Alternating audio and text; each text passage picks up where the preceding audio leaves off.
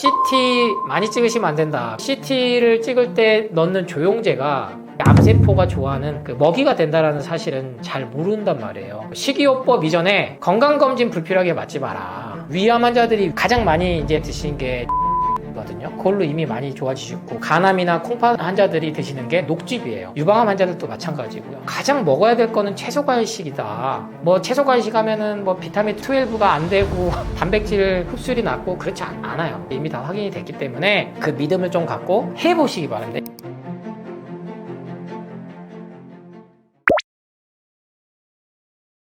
암은 정말 왜 생기는 걸까요? 그리고 우리가 암을 이거를 완치시킬 수 있느냐. 참 부정적인 얘기를 잘 안 드리는 강연자고 저자긴 한데요. 제가 지금 40대 중반이니까 한 인생의 절반을 살았다고 보면 90세에서 100세, 자 50년 정도 남았는데 그때까지도 암은 정복하기는 어려울 거다. 이 제약회사 구조는 안 바뀔 거라고 보거든요. 이미 1970년, 80년대에 미국에서 수십 조의 돈을 암 정복을 위해서 붓고 나서 내린 결론은 현대의학으로서 인류는 암은 정복하기는 어렵다. 결론은 났습니다. 그러고 나서 어떻게 전환이 됐냐면 식생활 습관이 바뀌어야 된다는 결론을 얻었어요. 근데 지금도 식생활 습관에 강조되는 건 돈이 안 되기 때문에 여러분이 접하기가 어렵습니다. 계속 치료법만 나오죠. 어떤 치료법? 병원이 돈을 벌 수 있는 치료법, 제약회사가 돈을 벌 수 있는 치료법들만 나올 수밖에 없어요. 그래서 현재 제약회사, 즉 전체적인 제약 매출의 1위부터 10위까지 대부분이 항암제, 그 다음 뭐 자가면역질환제, 현재 그리고 최근 들어서 급상승하고 있는 게 당뇨치료제, 여기에 이제 당뇨약으로 어부지리로 얻기 시작했던 비만 치료제, 이런 것들로 다 이루어져 있단 말이에요. 결국 다 뭐냐? 약물이죠. 많은 돈을 들여서 우리가 사야 되는. 하지만 이 암은 우리 현재 즉 1900년대에 등장했던 건 아닙니다. 이미 인류 문명이 시작되기 때부터 뭐 그리스 로마 시대 그리고 우리나라에서는 단군 할아버지 시대, 왜냐면 문자가 기록되기 시작할 때부터 인간에 대한 해부와 인체 생리학은 시작됐기 때문에 기록이 되어 왔어요. 그래서 재밌는 건 세가 넘은 건강한 몸에서도 암세포는 발견이 된다라는 겁니다. 이걸 여러분이 아셔야 돼요. 그러니까 수천 개의 암세포가 매일 우리 몸에서는 생겨난다. 그런데 뭐에 의해서? 면역 시스템에 의해서, 균형에 의해서 이게 사라졌다, 생겨났다를 반복하는데, 이 면역력이 균형이 무너지고 외부 자극에 의해서,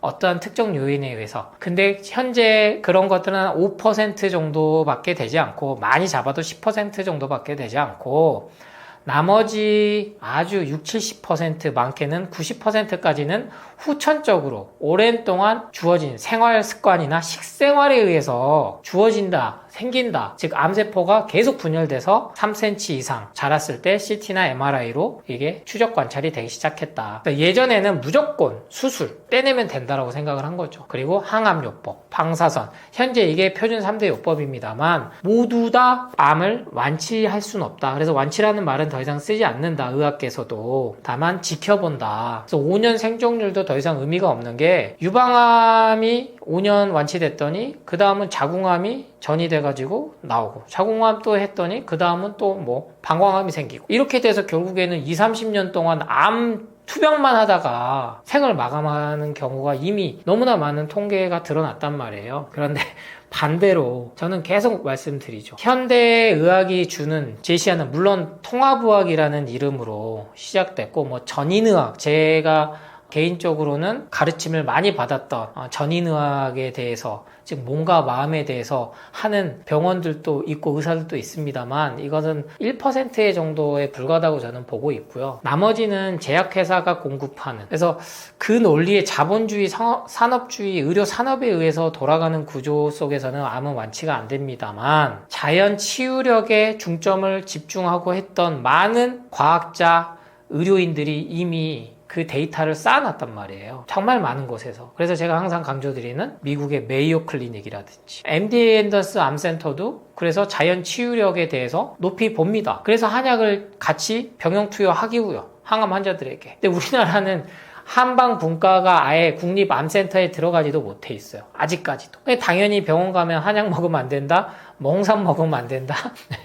다 안 되는 거죠. 채소 과일도 못 먹게 하는 이유 중 그거니까요. 하지만 분명히 이미 암을 받아들이고, 왜? 암은 자연스럽게 생기는 것 중 하나니까. 근데 이게 인위적으로 생긴 거를 깨우치기만 하면 그거를 조절할 수 있는 방법은 뭐다? 자연 치유력을 돌이켜주는 거는 채소 과일로 돌아가는 이유인 겁니다. 우리의 식생활 습관이 지금 비약적으로 육류 섭취가 너무 늘었기 때문에, 극단적으로 말씀드리면 발암물질을 계속 먹고 있기 때문에, 그리고 불편한 진실이지만 계속 강조드리는 커피, 우유, 계란, 이러한 동물성 식품뿐만 아니고 여러분이 계속 먹고 있는 술, 담배는 발암물질인 건 당연하지만 커피가 몸에 좋다는 건강정보가 지금도 너무나 많아요. 발암물질이 들어있고 커피는 알고 나면 먹을 수 없다라는, 그래서 제 영상들을 좀 찾아보시면, 조승환 약사 커피를 찾아보시면 그걸 보시면 커피를 많이 줄여야 되겠구나, 하루 한 잔까지만 먹어야 되겠구나, 이런 생각이 드실 거예요.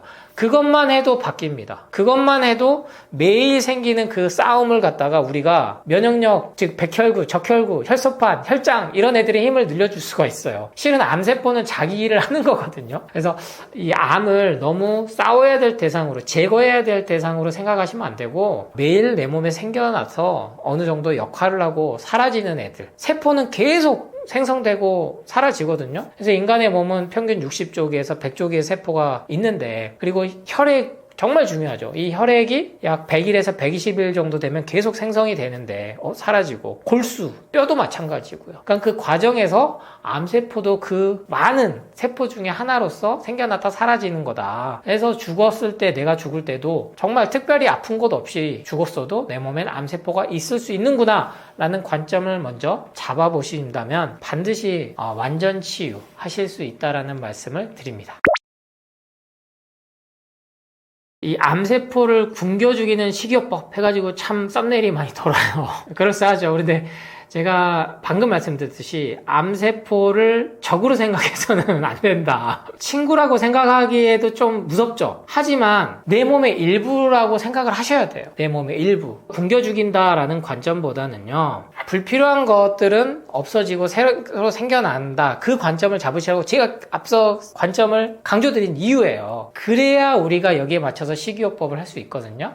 암세포가 좋아하는 게 포도당이죠. 포도당. 그리고 포도당은 탄수화물이기도 하고, 그래서 제가 CT 많이 찍으시면 안 된다, 그리고 이 영상들이 많이 떡상하니까 의사분들이 건강검진의 폐, 그리고 CT의 부작용, 많은 영상들을 나오기 시작했습니다. 저는 그래서 유튜브의 순기능이라 봐요. 조회수가 잘 나오면 일단 그게 불편한 진실이고 뭐고 많이들 다루거든요. 그래도 아직은 그 분포도가 차이가 많이 나요. 왜냐면 CT를 매년 3개월마다 뭐 6개월마다 찍으신 분들이 있거든요. 스스로가 그게 건강 불안증, 염려증이 생긴 거예요. 근데 이 CT를 찍을 때 넣는 조영제가 이 암세포가 좋아하는 그 먹이가 된다라는 사실은 잘 모른단 말이에요. 그걸 이제 알려주죠. 근데 안 찍으면 그거 어떻게 하나요? 거기에 대한 대안이 없는 거예요. 그래서 저는 말씀드려요. 식이요법 이전에 건강검진 불필요하게 맞지 마라. 암 검진이, 조기 검진이 암 예방에 가장 좋은 거다라는 게 우리나라 보건복지부가 강조하는 사항이면서, 동시에 10대나 20대, 30대 초반까지 아니면은 이후 70대, 80대 노년층은 불필요하게 CT, MRI, 암 검진 하지 말라는 건강검진 지침을 동시에 주고 있다는 게 모순적이라는 걸 여러분이 아셔야 돼요. 그러니까 모르고 살면 그냥 잘 사는데, 이게 그러니까 뭐 사주팔자도 그래서 나오는 거고, 재수가 있다 없다도 나오고, 뭐 운명론도 나오고, 종교도 나오고, 여기에 여러 가지 주술적 뭐 믿음의 문제가 다 복합적으로 종교 문화가 생기는 겁니다. 근데 알아서 좋을 게 있고 몰라서 좋을 게 있는데, 저는 그렇게 봐요. 건강검진을 저는 특별히 암 검진 안 받습니다, 이제는. 왜냐면 너무 젊을 때 검진을 너무 많이 받아가지고,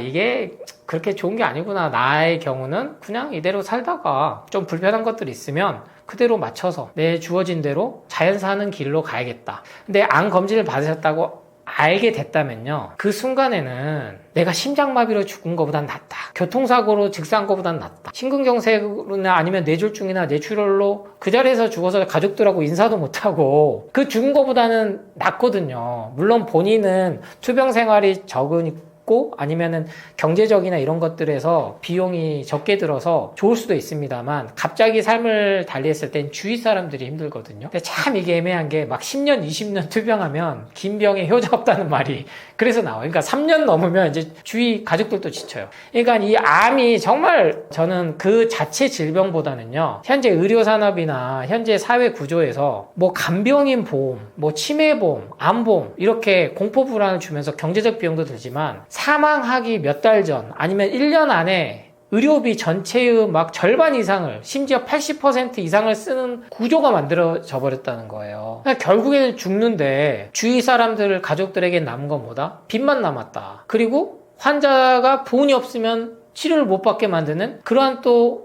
슬픔을 갖고 오게 만들어버렸다. 뭐 중성자 입자 치료는 한 몇 회 받는데 다 해서 하는데 뭐 5천만 원 드는데 보험이 안 돼. 근데 뭐 어떤 거는 뭐 시약 검사하는데 치매, 알츠하이머 바로 할 수 있는데 비싸. 그게 또 한 번 삶에 자괴감을 준다는 거예요. 그 스트레스로 암세포가 사멸이 안 되게 한다는 거죠. 그래서 저는 식이요법 이전에 식이요법에 당하죠. 왜냐면 CT 조영제가 암세포의 먹이가 되는 건 자명한 거니까요. 방사선이 안 좋은 건 자명한 거니까요. MRI, 엑스레이가 안 좋은 건 자명한 사실입니다. 이거를 뭐 그거를 얼마나 아니에요. 그건 예전 얘기고요. 그래서 기본적으로 저는 불필요한 암 검진 좀 받지 마라. 그건 선택의 문제거든요. 그래서 우리나라 건강보험 제도가 계속 정비가 되면서 CT나 MRI가 의사가 이건 정말 필요한 경우가 아니면 더 이상 의료보험이 전체가 보장이 다 안 되게끔 바뀐 이유도 그겁니다. 불필요하게 너무 과잉진료를 많이 하게 된 수단으로 쓰인 게 보건복지부 통계나 국회 자료에 보면 너무나 잘 나와 있어요. 여러분에게 그 사실을 잘 안 알려주는 것 뿐이지. 그렇기 때문에 식이요법에 있어서 가장 첫 번째는 불필요한 건강검진을 피하셔라 라는 말씀을 조금은 특별하지만 그 이유에 대해서 좀 더 고찰해 보시고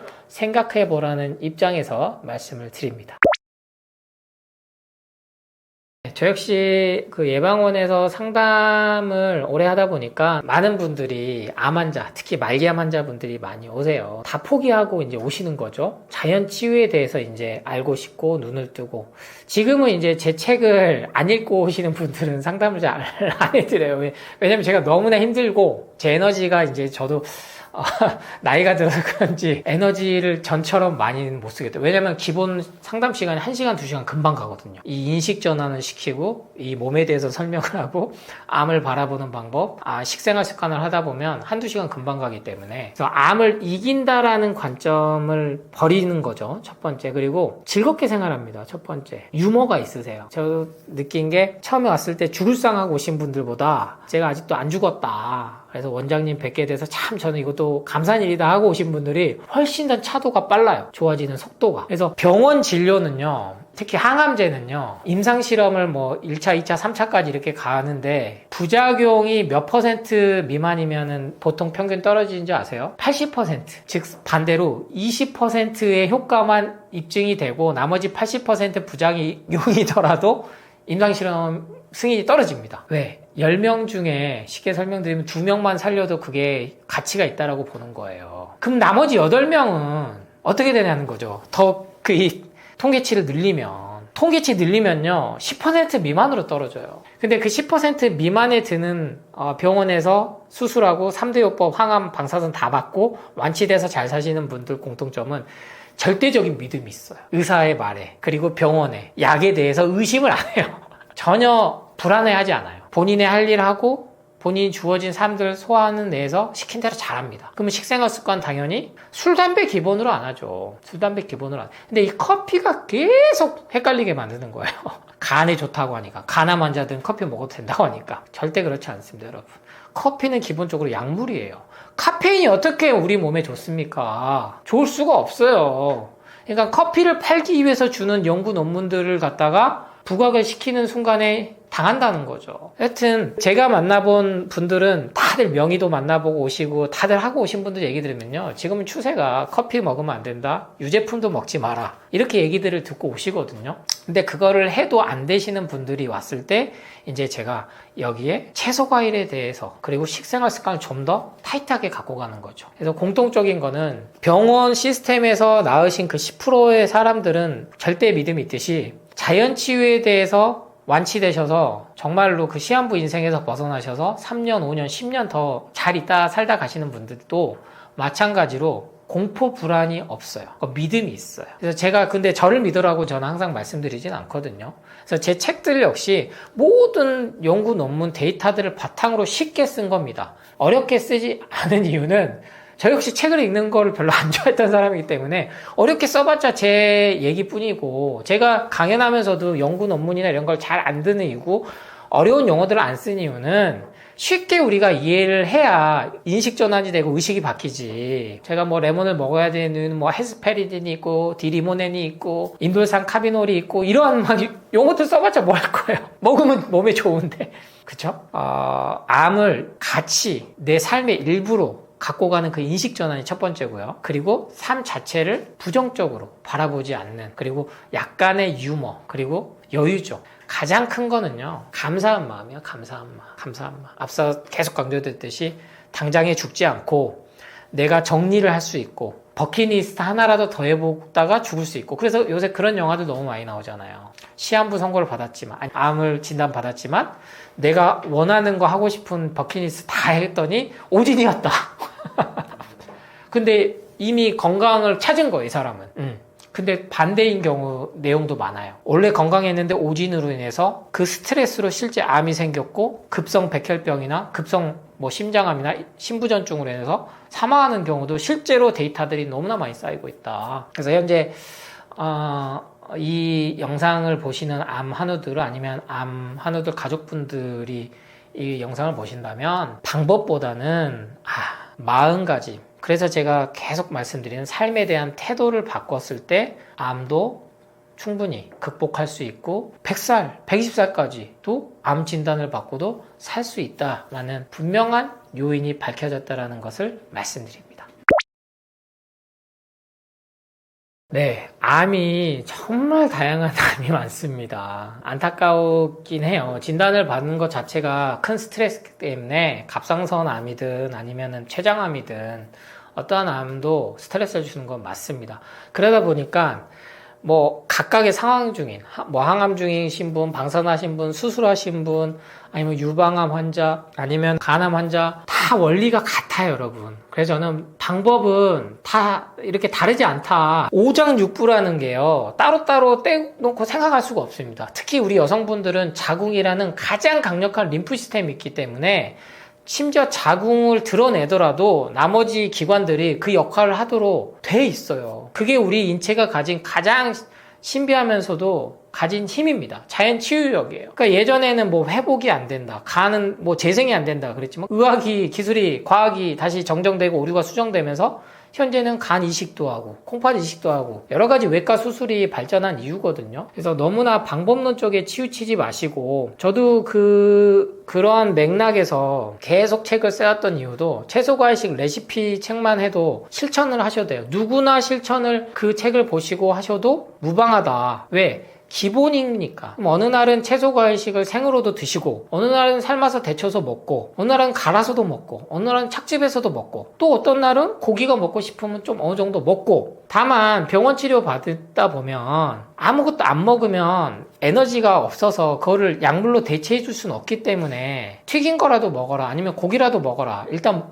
입에 들어가는 거라도 먹어라 라고 이제 지침을 해서 소고기를 많이 먹어야 된다 이런 얘기가 있지, 실제로 소화하는 데는 가장 어렵습니다. 단백질이 가장 소화하기 어려워요. 그래서 누구나 먹을 수 있는 게 채소 과일인데, 그 중에서도 여러분이 내 입맛에 맞는 거, 그래서 제가 CCA 주스라는 걸 명칭을 드렸고, 사과, 당근, 양배추 그 조합이 가장 먹기 편하지만, 실은 양배추가 입맛에 안 맞고 비리고 맵고 아린맛 때문에 위암 환자들 중에는 바로 못 받아들이신 분도 있어요. 그럼 굳이 양배추를 고집하실 필요는 없다는 거예요. 위암 환자들이 가장 많이 이제 나중에 드시는 게 양배추즙이거든요. 그걸로 이미 많이 좋아지시고, 그리고 또 간암이나 콩팥 환자들이 드시는 게 녹즙이에요. 유방암 환자들도 마찬가지고요. 그런데 병원에서 너무나 칼륨 수치 갖고 공격을 많이 하니까 저는 이제 사과, 당근, 양배추 조합을 드렸지만, 이조차도 내가 입맛에 안 맞는다? 그러면 양배추 좀 빼서 사과 당근만 주스로 해서 드셔보시다가 양배추를 조금씩 넣어야죠. 제가 이제 비율은 뭐 사과 당근 2대1대1 해서 양배추 비율을 드렸습니다만 8분의 1 정도 넣어봤다가 나중에 4분의 1로 이렇게 늘리면서, 그래서 레시피라는 게 또 다른 갇힌 틀을 주는 거라고 저는 말씀을 드려요. 하지만 방법론에서 조금은 가이드라인이나 찾을 수 있는 기준을 세울 수 있는 효과도 있기 때문에 저도 이제는 드린 것 뿐이고, 내 상황에 맞춰서 내가 잘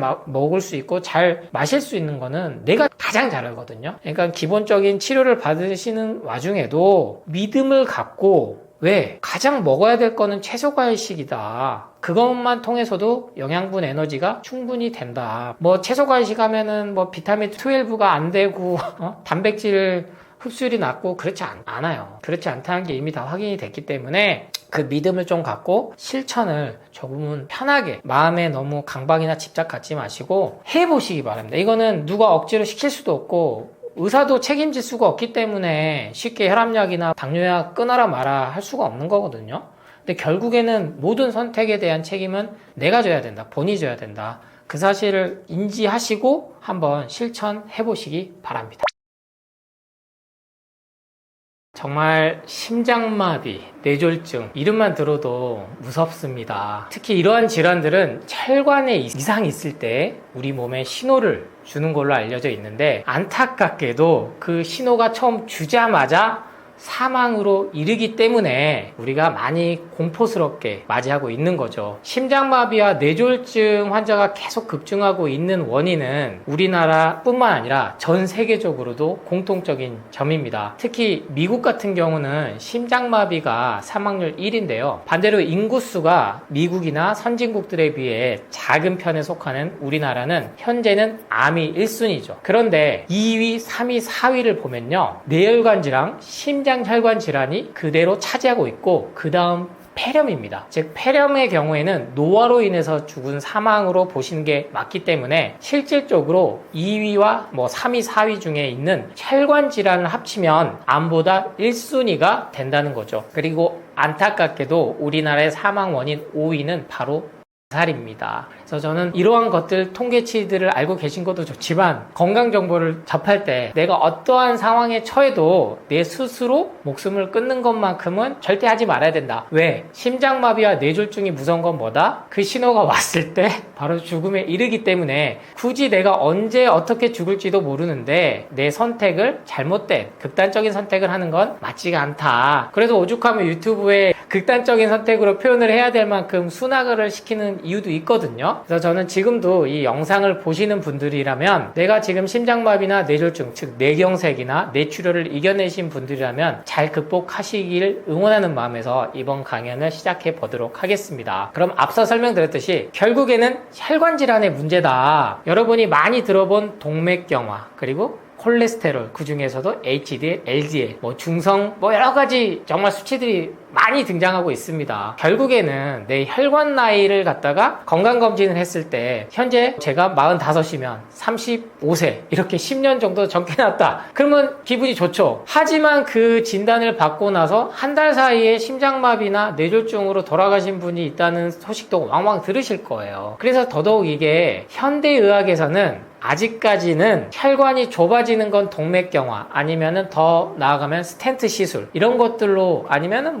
뇌경색은 코인 색전술이라든지 이런 걸로 하고 있습니다만, 이상 신호는 없다라고 얘기를 하거든요. 대부분 건강정보에서 그래요. 뇌졸중, 심근경색과 마찬가지로 간과 콩팥, 그리고 더 나아가서 고혈압, 침묵의 살인자라고 표현을 하는데, 저는 과연 그게 이상 신호를 주는 게 없었냐라고 지금껏 제가 책에서 계속 써드리고 있는 부분입니다. 현재 건강정보 채널에서 뇌졸중 전조 증상으로 가장 많이 얘기하는 게 어지러움증과 두통이에요. 특히나 뒤통수를 땅 때리는 강한 그러한 망치로 때린 듯한 통증이 왔을 때, 그리고 이와 동시에 뭐가 되면 말이 어눌하게 나온다든지, 아니면 왼쪽 팔이나 오른쪽 팔이 축 늘어져서, 아니면 특히 웃었을 때 입꼬리가 한쪽이 안 올라갔을 때, 이걸 예전에는 아주 의학서적이 아주 오래됐죠. 5000년의 역사를 담고 있기 때문에 이것을 우리는 중풍이라고 불렀습니다. 근데 현대의학에서는 이것을 혈관이 막히면 뇌경색, 그리고 이게 터지면 뇌출혈로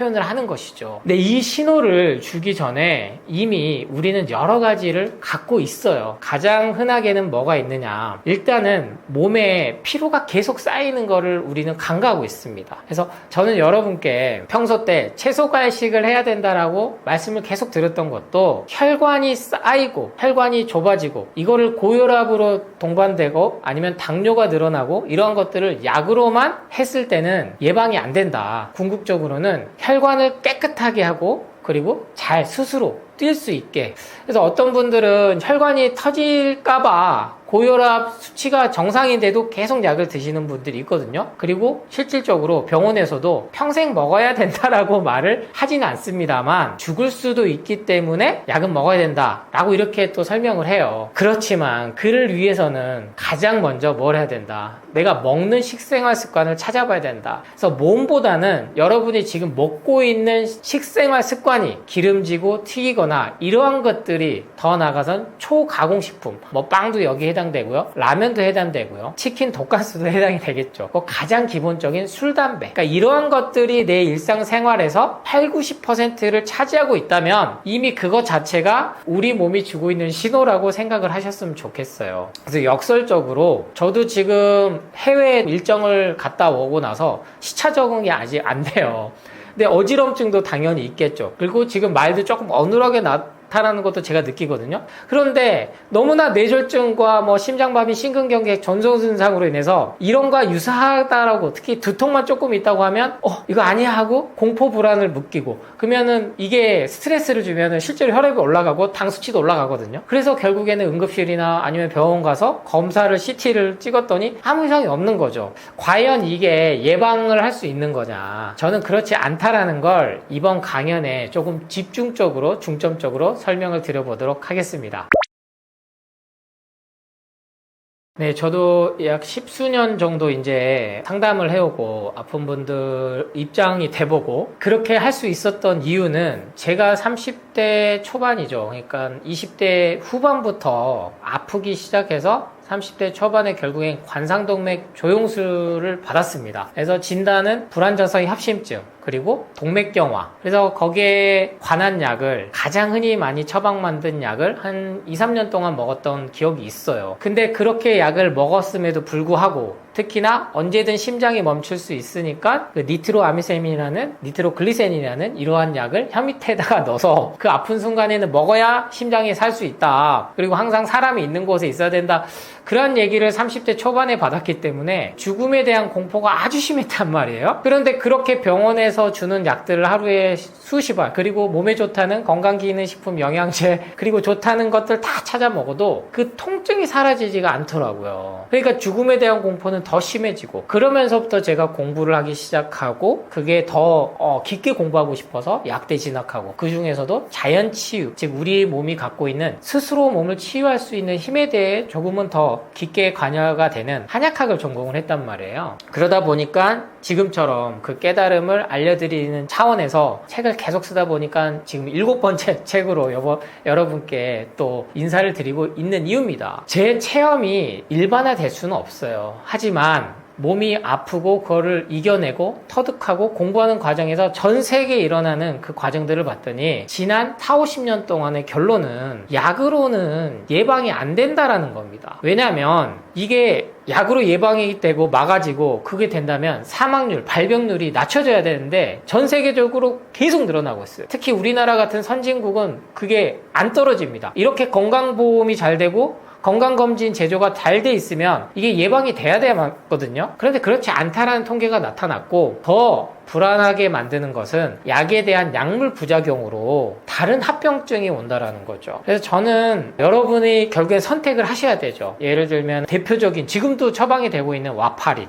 가장 오래된 혈전 응고제를 갖다가 막아주는, 응고를 막아주는 혈전이라는 것. 즉, 이 얘기를 이제 다른 건강 채널에서는 어렵게 설명들을 하지만 간단하게 이렇게만 생각하시면 돼요. 우리 몸에는 모든 영양소와 에너지, 산소를 공급해주는 것이 혈액이고, 그 혈액이 구석구석 다니는 게 혈관인데, 이 혈관이 정말 느려트려 놓으면 10만에서 12만 킬로미터나 돼요. 그래서 지구를 약 3바퀴에서 4바퀴를 도는 건데, 이게 엄청난 속도로 시속 200km가 넘는 속도로 그러니까 엄청난 속도겠죠. 그렇게 혈관을 돌아다닌다는 거죠. 그러니까 심장이 이 역할을 해야 되고 이거를 갖다가 또 걸러주는 것이 간과 콩팥들이 그 역할을 다 같이 해야 되고 또 폐가 같이 그 역할을 유기적으로 했을 때 우리 몸은 돌아가는 건데 단순히 혈전제나 아니면은 혈압을 낮춰주는 약으로 부분적으로만 이것을 수치만 정상화 시켜줬을 때 절대적으로 우리 몸은 유기적으로 되지 않다는 게 확인이 됐습니다. 제가 이제 여러분 강연 이렇게 할 때는 약을 끊으세요, 한번 해보세요 이렇게 말씀드릴 수는 없어요. 절대로 그렇게 할 수는 없지만 지난 10년간 그리고 제가 책을 읽고 책을 쓰는 과정 중에서 다양한 경로를 접하고 제가 상담해드린 분들이 병원에서는 다 안 된다, 이제는 뭐 여기서는 할 수 있는 게 없다, 수술도 해보고 결국에는 근데 공포만 남는 거거든요. 죽음에 대한 공포만. 그랬을 때 제가 도와드릴 수 있는 건 제가 경험했고 그리고 지금도 전파하고 있고, 그래서 제가 제 채널을 그나마, 저는 유튜버는 아닙니다. 제 채널을 전문적으로 하고는 있지는 않지만 그나마 영상을 조금씩 올리고 예방원 카페를 운영하고 있는 이유가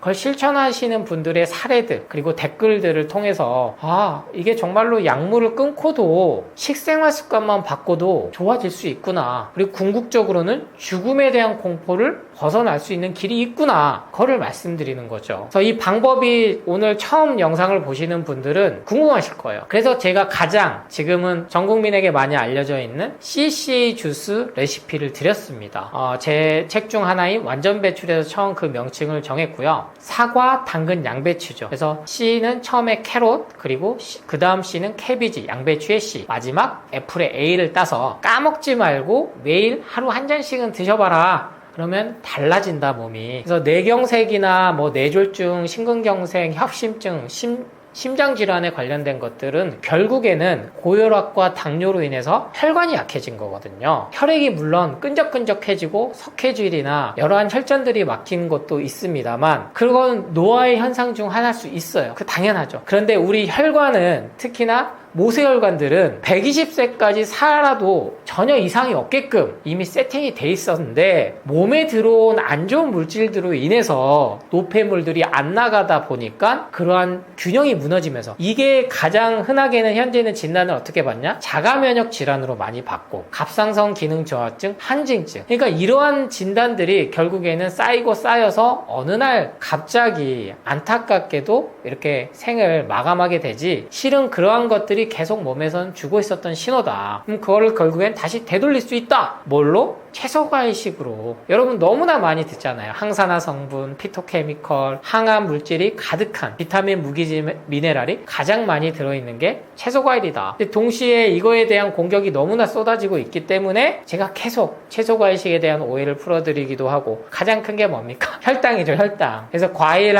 한쪽만 먹어라. 수박은 여름철에 먹을 생각도 하지 말아라. 지금 뇌졸중, 뇌경색 앓으신 분들도 그렇게 돼가고 있는 게 사실이에요. 하지만 그렇지 않다. 심근경색, 심장마비를 예방하기 위해선 칼륨이 많은 바나나는 먹어서는 안 된다. 마라톤 하시는 분들조차도 이제 바나나를 안 먹기 시작하고 있단 말이에요. 하지만 그런 단편적인 정보들로 인해서 결국에는 여러분이 뭘 하게 되냐? 영양제를 먹고 병원에서 처방하는 약물로 먹고 수치만 정상화되다가 결국에는 다른 합병증이 오고 있다. 그렇기 때문에 좀 다른 관점으로 좀 보셔야 된다. 이건 단순한 제기가 아니고 이미 여러분이 접하기 힘든, 정말로 언론에서는 잘 안 나오는, 그리고 나왔다가 금방 사라지는 약물에 대한 부작용들, 그리고 채소과일식이 갖고 있는 효과들에 대한 연구 논문들이 이미 너무나 많이 나왔기 때문에 제가 이렇게 자신 있게 말씀드릴 수 있는 이유입니다. 네, 그러면 심장마비나 뇌졸중, 혈관 질환을 예방하기 위해선 정말 평소에 식습관을 어떻게 해야 되냐? 막연하실 수 있어요. 근데 어렵게 생각하지 마십시오. 어렵게. 매일 하루 시작, 즉 공복에 여러분이 커피로 시작을 하셨다면 그것부터 바꿔보시라는 겁니다. 즉 초가공식품으로 하루 시작을 하지 않고 살아있는 효소, 효모가 있는, 지금 홈쇼핑에서 많이 이제 판매되고 있는 게 저는 그건 나쁘지 않다고 봐요. 곡물 효소들이 또 유행을 하고 있어요. 그러니까 곡물에서 효소를 추출한 거나 아니면은 그거를 합성해서 만든 건데 저는 이왕이면 화학 첨가물이 전혀 없는 100%, 특히나 돈이 조금 있어서 여유가 있어서 그러한 건강기능식품이나 영양제를 사드실 돈이 있다면 전 유기농, 친자연 환경에서 재배된 채소과일을 먼저 드셔봐라. 그런데 이게 하루에 채소과일을 먹는다는 게 생각보다 쉽지가 않아요. 그래서 제가 추천드리는 게 바로 갈아 먹는 스무디 형태 아니면은 착즙 형태의 주스를 추천드리는 이유입니다. 그런데 시중에 파는 마트나 아니면 뭐 카페에서 파는 착즙 주스나 스무디도 있어요. 여기에서 여러분이 구분하셔야 될 건 액상과당이나 아니면 인공감미료나 인공첨가물, 즉 화학 첨가물이 안 들어간 그러한 제품을 말하는 겁니다. 현재 이런 것들이 반영돼서 유기농으로 시중에 파는 제품도 많습니다만 여러분이 어느 정도 정성을 좀 들이실 수 있다면 직접 하루 시작은 채소과일 스무디나 착즙으로 시작을 해보라. 그래서 하루에 500ml씩만 꾸준하게 드시는 식생활 습관을 가지셔도 내가 점심때 뭐 고기를 많이 먹거나 저녁에 또 고기를 먹거나 지금 혈관 질환의 가장 큰 적은 고기, 즉 육고기라는 거는 밝혀졌거든요. 근데 지금도 우리는 원래 육식을 먹어야 돼. 근육 단백질을 만들기 위해서는 나이 들수록 심지어 뭐 유제품으로 만든 그러한 단백질, 보조제를 분말로 된 가루를 막 이렇게 물에 타서 드신다든지 유제품에 타서 드신다든지 그런 게 유행을 하고 있단 말이에요. 특히나 단백질 쉐이크, 그걸 제가 권해드리진 않아요. 그러니까 단백질 쉐이크는 권하면서 스무디나 뭐 착즙은 채소과일은 그렇게 되면 흡수율이 빨라서 간과 콩팥에 물을 준다.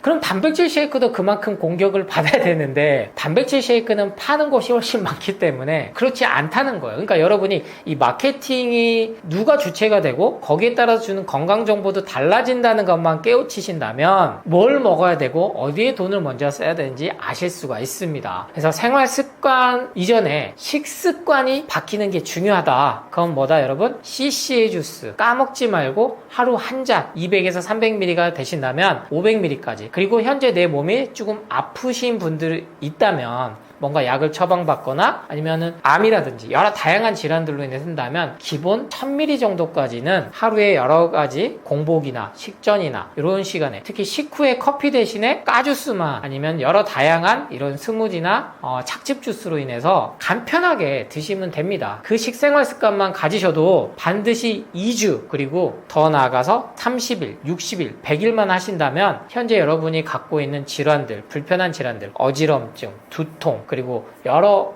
현재 혈관 질환으로 인해서 내가 아픈 거 아니야? 오늘 이러한 신경통들, 류마티스형, 관절염 모두 다 여기에 기인된 거거든요. 그러한 것들까지 편하게 증상들이 없어질 수가 있다. 그럼 제가 뭔가 이거 팔아야 될 것 같잖아요. 하지만 저는 팔지 않습니다. 저는 팔고 있지 않아요. 그렇기 때문에 여러분이 시중에서 가장 구하기 쉬운 마트나 편의점에 가면 어디서나 사과, 당근, 양배추는 구하실 수가 있거든요. 이거를 한 번에 드셔봐라. 그럼 효과가 훨씬 더 좋아진다는 말씀을 드립니다. 그러니까 우리는 지금 엄청난 정말 좋은 시대에 살고 있습니다, 여러분. 저는 감사해요. 이렇게 좋은 시대에 살고 있다는 게. 근데 동시에 정보가 엄청납니다. 그러면 동시에 우리가 이 민주주의와 자본주의, 산업주의가 다 결합됐기 때문에 결국에는 이윤 추구를 하는 게 지상 최대의 과제가 된 건 맞아요. 저는 돈을 많이 벌 수 있으면 버는 것도 좋다고 생각합니다. 소비의 주체가 근데 여러분이 됐을 때가 문제가 되는 거예요. 내 돈을 어디다 쓰느냐가 참 중요하거든요. 그래서 이건 이렇게 생각하시면 돼요. 저는 마케팅 자체가 절대 이건 상업주의나 이런 게 나쁘다라고 말씀드린 게 아니에요. 다만 이게 내가 파는 물건을 좋다라고 하는 건 당연한 겁니다. 이걸 사기꾼이야 이렇게 말씀하실 수는 없고 내가 안 속아야 되는 주체가 돼야 돼요. 그게 이제 저는 인사이트, 통찰력을 가져야 된다고 말씀을 드리는데 가장 아직까지는 많이 파는 게 초가공 식품이에요. 대량 생산할 수 있는 그리고 박리담회 할 수 있는 그러니까 가공식품이죠. 건강기능식품, 영양제도 여기에 들어갈 수 있겠고요. 채소과일은 상대적으로 마케팅 비용이 많이 책정되지 않습니다. 왜냐면은 원물 자체가 노력과 이미 인건비나 이런 게 많이 들어가서 가격 경쟁력이 안 되거든요. 근데 여기에다가 또 한 번 마케팅비까지 하기가 어려워요. 그래서 홈쇼핑에서 대부분의 90%는 초가공식품들이 있다. 그런데 50년 현재 그 현대 과학 막 결론이 채소 과일만큼 가장 우리 몸에 좋은 게 없다라는 진실은 가릴 수가 없다 보니까 소비자 니즈가 생기니까 대기업이 또 여기에 뛰어들기 시작한 겁니다. 그래서 여러분이 지금 CCA 주스 검색해 보시면요, 정말 많이 팔아요. 정말로 대기업들도 팔고, 특히 착즙 제품을 유기농으로 해서 멸균, 살균을 한 것까지는 어쩔 수 없어요. 왜? 방부제를 안 넣은 것만 해도 대단한 거거든요. 그래서 이러한 것들을 마케팅을 할 때 상대적으로는 덜할 수밖에 없다. 그래서 항상 나한테 뭔가 정보가 들어오면 이게 나한테 결국엔 팔려고 하는 건데 그 입장에서 찾아봐야 됩니다. 그래서 지금 저는 가장 신박한 마케팅 중 하나는 건강기능식품이나 영양제의 부작용들을 엄청나게 알려줍니다. 실질적으로 왜? 이거는 부인할 수가 없거든요. 종합비타민부터 해서 비타민C, 비타민D, 칼슘, 칼륨, 마그네슘 부작용들을 막 알려줘요. 그리고 내가 소개해주는 걸 믿고 먹어. 엉뚱한 거 직구하지 마. 믿고 먹을 만한 거 내가 알려줄 테니까 나한테 사. 이거는 정말 기발한 것 같아요. 그죠?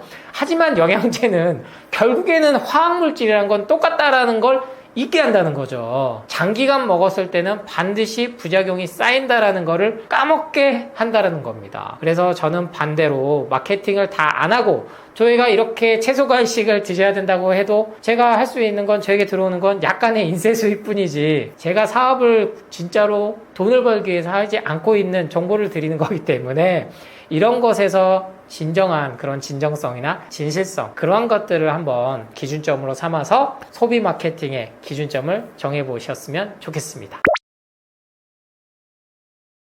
혈관 질환을 예방하기 위한 생활습관, 앞서서는 제가 식생활 습관을 말씀드리고, 그리고 그를 위해서는 우리가 소비주의, 그리고 우리의 잘못된 소비를 부추기는 마케팅에서 벗어나야 된다, 이런 것까지 말씀드렸는데, 혈관 질환은 처음 서두에서 말씀드렸듯이 죽음과 맞닥뜨려져 있다 보니까 가장 우리 인간의 원론적인, 원초적인 죽음에 대한 공포 불안 마케팅이 가장 잘 먹히는 곳이기도 합니다. 그래서 내가 굳이 안 먹어도 되는, 평생 먹지 않아도 되는 약물이나 영양제를 먹게끔 만드는 걸 갖고 오는데요. 그래서 제가 제안드리고 싶은 거는, 여러분의 생활 방식에 있어서 어떠한 습관을 만들기 전에 삶에 대한 태도를 먼저 바꿔보라는 말씀을 드리고 싶어요. 이게 참 철학적으로 들릴 수 있는데, 태도, 즉 삶을 대하는 내 마음가짐을 말하는 겁니다. 그래서 앞서서도 제가 절대로 극단적인 선택으로 나에게 주어진 이 삶을 스스로 포기하는 것은 하시면 안 된다라는 것도 삶에 대한 태도가 첫 번째고요. 그 다음 이어지는 건 죽음을 너무 두려워하실 필요 없다는 겁니다. 우리가 태어난 데는 이유가 없듯이 죽는 데도 이유가 없어요. 물론 죽으면 어떠한 죽음도 안타깝죠. 정말 안타까운 건 맞습니다. 특히나 지인들이 죽어도, 아니면 전혀 상관이 없는 세계적인 인플루언서나 연예인이나 정치나 아니면은 많은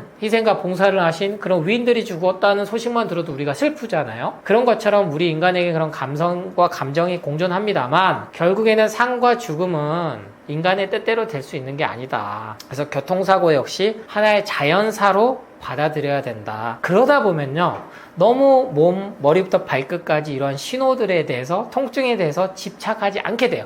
그 순간에 되려 몸은 건강해집니다. 참 신기하게도 마음의 집착과 강박이 벗어나면 되려 그 통증들에서 벗어날 수 있게 돼요. 그래서 저는 여러분들이 결국에는 그 마음 수행을 하는 일상생활 습관, 그런 것들을 만드셨으면 좋겠고, 그러기 위해서는 삶을 바라볼 때 너무 집착하지 마라. 너무 막 이렇게 모으려고 하지 말고 내 몸에 가두는 거거든요. 그러니까 많이 먹기보다는 일단 좀 비우고 내려놔야 된다라는 말씀을 드립니다. 제가 떠먹여주는 TV에서 처음 강연 올 때는 나를 살리는 습관, 죽이는 습관, 자기계발서로 인사를 드렸어요. 즉, 건강한데 왜 뜬금없이 자기계발서냐? 결국에는 마음이 편해야 된다. 그걸 강조를 드렸는데, 이번에 다시 인사드리는 게 7번째 책입니다. 벌써 완전 건강 3단소라는 제목인데, 완벽할 건강은 할 수가 없다는 걸 저는 말씀드리고 싶은 거예요. 이번 책에서도 역시나 가장 중요한 건, 여러분이 일상을 사는 데 있어서 방법론보다는 습관을 만드는 것보다는 삶을 대하는 태도가 중요하다. 근데 좀 더 쉽게 썼어요. Q&A 형식으로 총 60개의 질문으로 제가 지난 수년간 그리고 10년 넘게 상담을 하면서 채소과일식 아니면 건강에 대해서 궁금해했던 것들, 가장 궁금하셨던 것들, 이런 강연을 보고 실천하면서 궁금하셨던 것들을 60가지로 압축하고 선정해서 했는데 책을 읽기 어려워하시는 분들에게 저는 추천을 드리고 싶은 게 하루에 3개의 질문씩만 좀 읽어보세요. 그러면 20일이거든요. 근데 3개도 읽기 어려워? 그러면 하루에 2개씩만 읽으시면 30일 한 달이에요. 그렇게 하루에 2개, 3개씩 읽으시면서 실천을 함께 해보시라는 거예요. 채소과일식 뿐만 아니라 삶 전반에 대해서 예를 들면 운동은 맨발 걷기 정도만 하셔도 충분하다. 그리고 일기를 좀 써보셔라. 하루를 마감하고 내가 어떤 걸 먹었고 어떻게 살았는지. 그거를 20일과 한 달만 하셔도 우리 몸은 분명히 달라진다. 거기에 대한 사례들이나 방법론까지 넣었기 때문에 아마도 제 건강서적에서는 종합편이라고 볼 수가 있습니다. 그래서 이 30일이 되고 나면 60일, 90일, 그래도 그 다음은 결국에는 1000일, 3년이라는 시간이 걸려요. 그러니까 너무나 조급해하지 마시고 나 채소과일식 실천했는데 왜 바로 안 돼? 나 다시 카니보, 육식 먹는 거 해볼래. 이것도 해도 안 돼? 나 다시 기능의학처럼 강조하는 영양제로 한번 해볼래. 너무 성급하게 조급하게 선택을 안 바꾸셨으면 좋겠어요. 저는 절대 여러분이 약물을 드시면 안 됩니다. 수술을 하면 안 됩니다. 건강검진 무조건 받으시면 안 됩니다. 이렇게 말씀드린 게 아니에요. 그런 걸 하는 와중에 가장 기본이 채소과일식을 바탕으로 하시면서 하시고 싶은 것, 드시고 싶은 것만 해도 충분히 건강하게 지내실 수 있는데 그 건강의 기준을 뭘로 잡아라? 완전한 걸로 잡아야 된다. 완벽으로 잡으니까 우리가 계속 강박과 집착에 시달리고 소비 마케팅에서 벗어날 수가 없어요. 계속 끌려다닙니다. 그거는 모든 사회 전반 분야에 돼 있는 거거든요. 그러니까 이거는 우리가 정말 외딴 무인섬, 무인도에 들어가서 살지 않는 이상은 벗어날 방법은 없기 때문에 그 삶을 살아가는 원리와 그리고 삶을 대하는 태도를 한 번쯤은 이 책을 통해서 앞선 여러 가지 책들도 있지만 이 책 한 권이면 충분히 궁금한 것들 그리고 실천하는 것까지 잡으실 수 있고 그리고 이미 기존에 채소과일식 잘하고 계신 분들 역시나 더욱더 궁금한증이 해결돼서 주위에 자신있게 나누고 전파하실 수 있으리라 생각합니다. 저는 결국엔 사람이 사는 거는 행복하게 사는 건데 나만 행복하면 그거는 좀 부족해요. 그래서 결국에는 주위와 나누고 그 행복을 더욱더 극대화했을 때 그건 결국엔 뭐다? 사랑하는 마음으로 했을 때 하루하루 감사하게 그리고 긍정적으로 살 수 있다. 그런 목적에서 이번 떠먹여주는 TV에서 강연 영상도 긍정적인 마음으로 응원 댓글과 구독과 좋아요, 알림을 해주시면 감사드리지.